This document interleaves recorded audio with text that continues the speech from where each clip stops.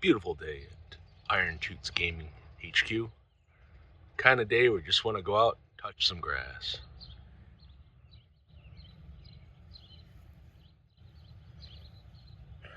Alright, this is getting creepy.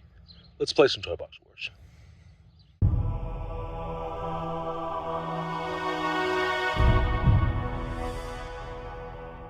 Today in Iron Toots Gaming, we're going to prove that Toy Box Wars can indeed be played anywhere by showcasing our first outdoor battle report.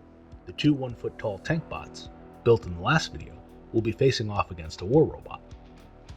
Pitting tank bots against war bots is a classic matchup, harkening back to the development days of Toy Box Wars. Plus, I couldn't think of another use for two tank bots. Except for that one idea.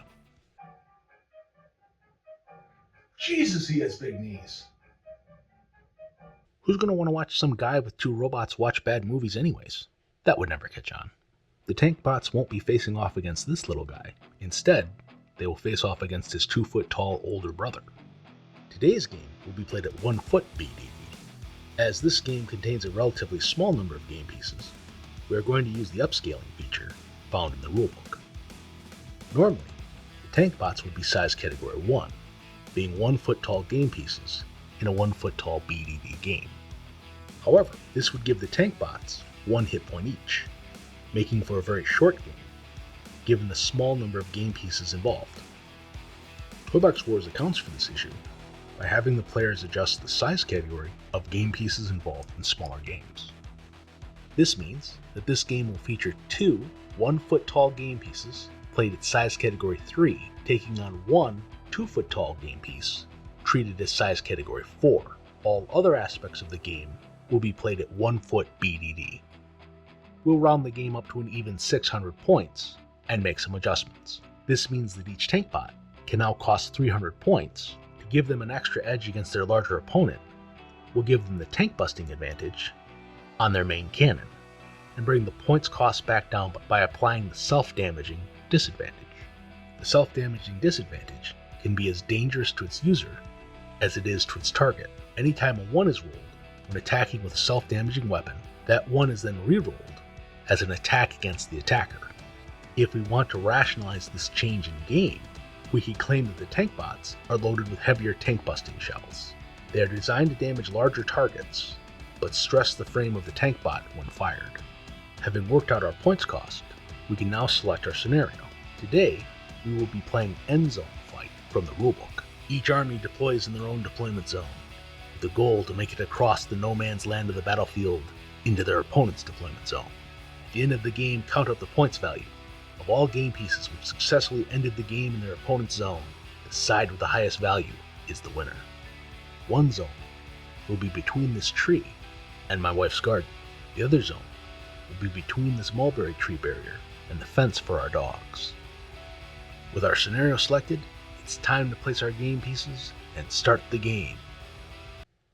Or is it? Oh, my neck! It's happening again! Nah, I think we'll forgo any complications of this game. You could have rested your neck, Man-at-Arms. You suck!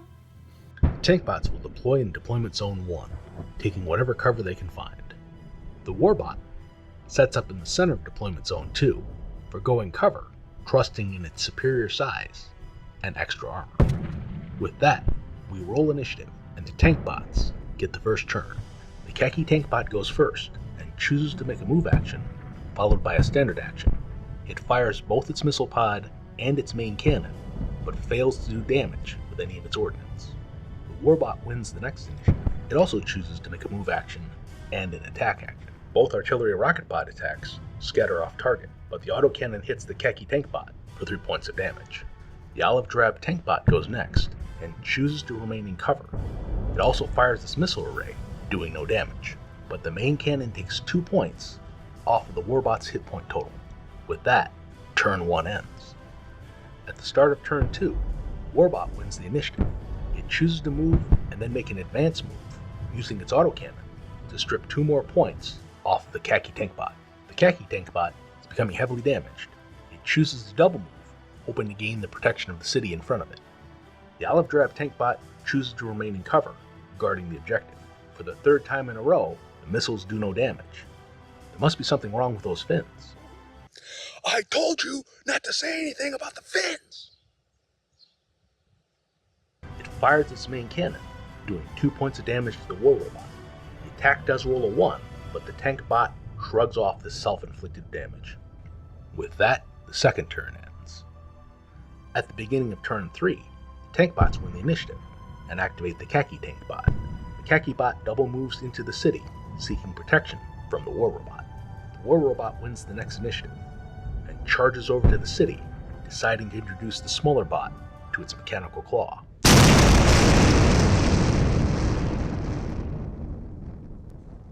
Five damage turns out to be more than enough, reducing the tank bot to -3 points.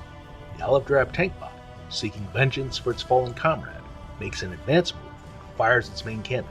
It does 2 damage, but rolls 3 ones, resulting in the olive drab tank bot doing 2 points of damage to the olive drab tank bot. Turn 4 begins, with the olive drab tank bot winning the initiative. Another move, another advance move, and another shot with the main cannon. 2 more damage done to the war robot, but no self-damage this time. The war robot makes a move and a full attack, direct firing the rocket pod twice, along with the autocannon.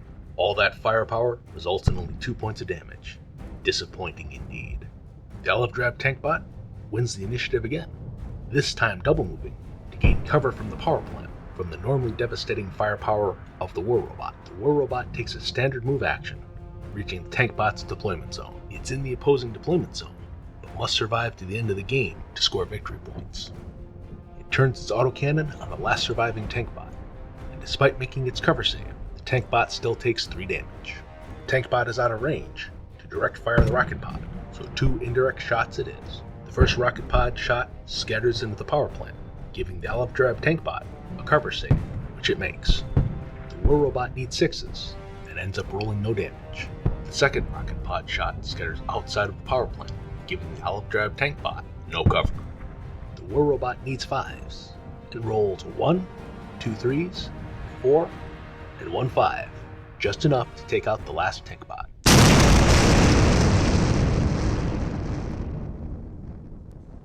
With that, the war robot wins, 590 points to 0. A blowout, but not unexpected with so few game pieces. We hope you have enjoyed this battle report for the first outdoor game of Toy Box Wars. Please feel free to comment below. In particular, if anything in the rules was unclear, please feel free to ask. Or if there are any topics you'd like to see covered in future games, feel free to make a request. If you're interested in picking up a copy of Toy Box Wars, it's for sale on IronTootsGaming.com, link in the description below.